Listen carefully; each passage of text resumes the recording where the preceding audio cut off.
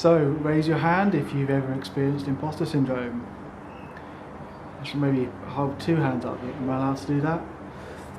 Imposter syndrome is so common in people who work in healthcare or other professions in which you essentially have to be well educated, and you probably tend to be a high achiever in what you do. You might have perfectionistic traits, want to do an incredibly good job. And the research really tells us this, that people who have higher degrees tend to experience imposter syndrome more than others. Now, imposter syndrome is something that many of us come across and we experience from time to time in our careers, and it can be really quite damaging for us. It's not so much the actual imposter syndrome itself, it's the behaviours that might lead to this. So you may have had this experience of, on the outside, wanting to give across this idea that you are effortlessly completing your tasks and jobs to an extremely high standard, but on the inside you're working incredibly hard behind the scenes. You're putting yourself under a lot of pressure to do an amazing job. So often it's the behaviours that we are sort of exhibiting in our day-to-day life that can lead to this imposter syndrome, and some of the beliefs and thoughts that we have about who we are and our sort of worthiness, I guess, in the particular context in which we work. So this is a huge topic, and I could talk for hours about this, but today I just want to talk to you about maybe 4 things that you can do to help with this issue. So number 1 is really just recognizing that this is something you're experiencing, and actually that other people experience it as well. So it might be that in your particular sort of peer group or the place where you work, it's not something that people talk about particularly, but I absolutely guarantee you that people will be experiencing it. So even if you're a medical student, if you are qualified, you're a registrar or a consultant, if you're from another healthcare profession, there will 100% be people experiencing the same thing as you. If you move into a new role, even if you're quite senior, you will probably experience this at some point. Men experience it, women experience it. Some people tend to experience it a little bit more than others, so people from minority groups are known from research to experience this more. But on the whole, it's something that we often all go through at some time.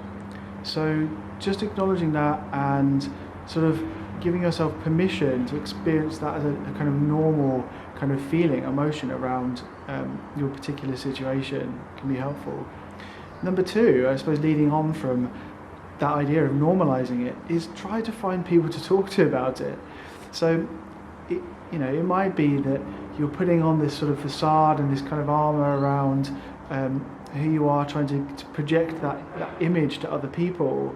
But given that other people are experiencing the exact same thing, and given that we know it can kind of be quite distressing to us and lead to lots of negative emotion, it's just bonkers that we don't talk about it with other people. So obviously you need to find people that you feel so kind of safe and you trust them.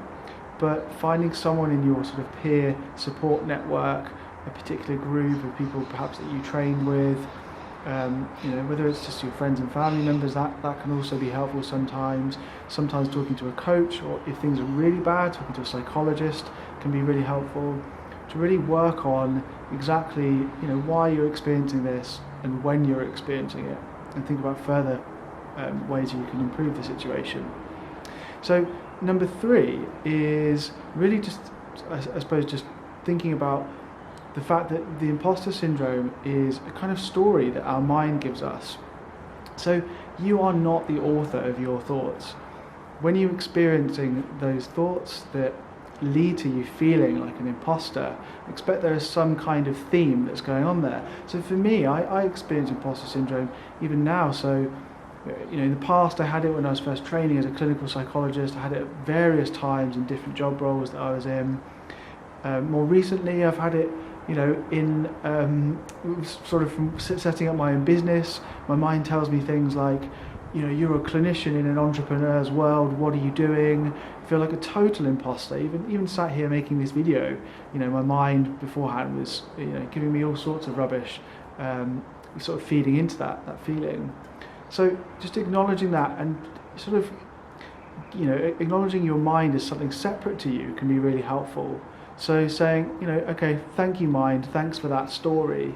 And sometimes giving the thoughts, that theme, a name of a story can be really helpful. So, making it playful, saying, there goes the imposter story again.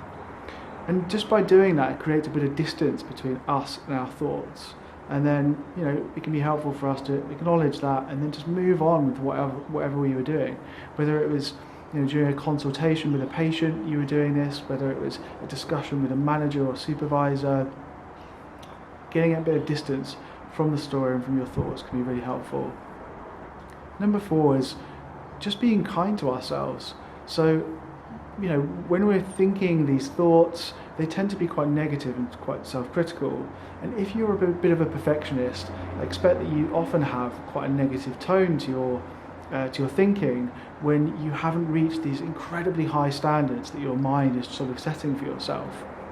So just a quick, simple thing you can do to be a bit more self-compassionate and kind is come up with a mantra, a very short phrase that you can say to yourself in some of these moments where your mind is just, trying to beat you up. So something like, I may not be perfect, but I love myself anyway.